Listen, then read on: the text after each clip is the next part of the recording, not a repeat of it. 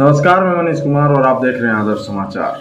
लोक जनशक्ति पार्टी रामविलास के नेता चिराग पासवान ने अपने पिता के तर्ज पर मौसम विज्ञानी की तरह राजनीतिक भविष्यवाणी करनी शुरू कर दी है। उन्होंने कहा है कि यूपी विधानसभा चुनाव का परिणाम चाहे कुछ भी हो, उसका असर बिहार की राजनीतिक पर भी निश्चित तौर पर पड़ने वाला है। बिहार में मिड डे टर्म इलेक्शन तय है। उन्होंने दावा किया है कि बिहार विधान परिषद की 24 सीटों पर होने वाली चुनाव में उसकी पार्टी लगभग सभी सीटों पर अपने उम्मीदवार खड़ा करेगी।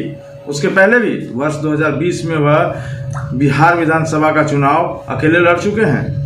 क्या कुछ कहा है चिराग पासवान ने, आइए इस वीडियो को देखते हैं। भाई देखिए, फिलहाल तो लोक जनशक्ति पार्टी रामविलास ना 3 में ना 13 में हम लोग एकला चलो की रणनीति पर अभी हम लोग काम कर रहे हैं। पिछले विधानसभा का चुनाव 2020 का भी हम लोगों ने अकेले ही लड़ा और एमएलसी की जो 24 सीटों पर चुनाव हो रहे हैं उसमें से भी अधिकांश सीटों पर अकेले ही लोक जनशक्ति पार्टी रामविलास ने प्रत्याशी उतारने का फैसला लिया है। बात आपकी सही है कि राजनीतिक गलियारों में इस बात की चर्चा जरूर है कि 10 मार्च के परिणामों के बाद रिजल्ट भले उत्तर प्रदेश और बाकी के राज्यों में आएंगे, पर उसका असर जानकार कहते हैं कि बिहार की राजनीति पर भी पड़ेगा।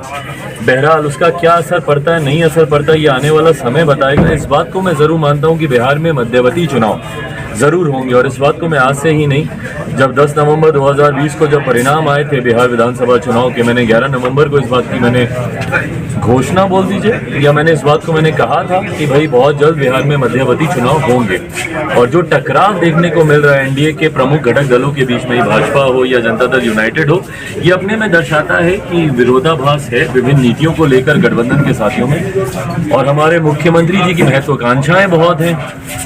वो देश के प्रधानमंत्री से लेकर देश के राष्ट्रपति तक सब वो बनना चाहते हैं। तो ऐसे में कहीं ना कहीं बिहार पे उनका ध्यान पहले ही बहुत कम था और अब और ज्यादा कम हो गया जब से व्यक्तिगत महत्वाकांक्षाएं बढ़ गई। तो यकीनन इन तमाम परिस्थितियों को मद्देनजर रखते हुए बिहार में मध्यवर्ती चुनाव होंगे 10 मार्च के बाद। मैं भी मानता हूँ कि बिहार में एक बड़ा राजनीतिक फेरबदल होने जा रहा है। उसमें आपकी पार्टी का क्या भूमिका रहेगी? मेरी कोई भूमिका नहीं, मैंने जैसा कहा। किसके साथ जाएंगे? अगर जाना होगा तो किस पार्टी के साथ? वो चुनाव के वक्त हम लोग फैसला लेंगे। जनरल प्रैक्टिस भी यही कहती है कि गठबंधन की घोषणा आमतौर पर चुनाव के वक्त ही होती है। मौजूदा जो लोग अभी एनडीए गठबंधन का हिस्सा हैं वो चुनाव की घोषणा के वक्त किसी और गठबंधन का हिस्सा थे। तो गठबंधन चुनाव के वक्त ही तय किया जाता है। जनरल प्रैक्टिस भी यही कहती है।